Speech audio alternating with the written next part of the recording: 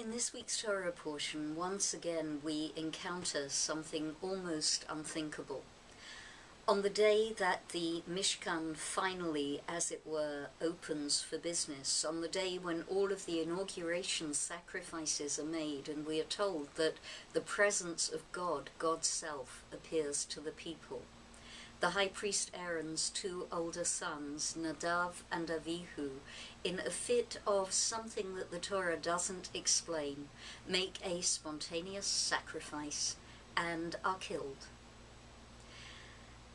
There's an enormous amount that can be said about this episode, but I want to focus on the very last thing that we are told, which is a two-word sentence in Hebrew, Vayidom Aharon, and Aaron, the father of the two young priests, was silent. Once I looked through the Torah to see how long it is until Aaron talks again. It's a long time. We see him act, we see him make the sacrifices, but he doesn't really find his voice again until well into the book of Numbers.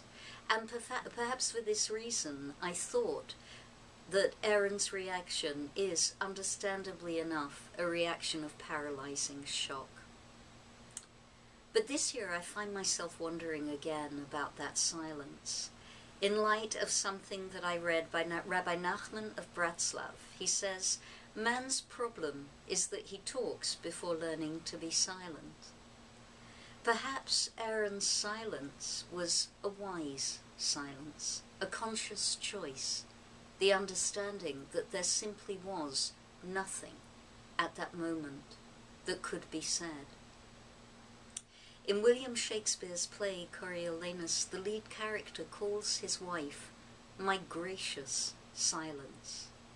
And I wonder if one lesson for us to take from this week's Torah portion is that in this noisy world, even if it is not a moment of ultimate tragedy, we always have the choice of silence.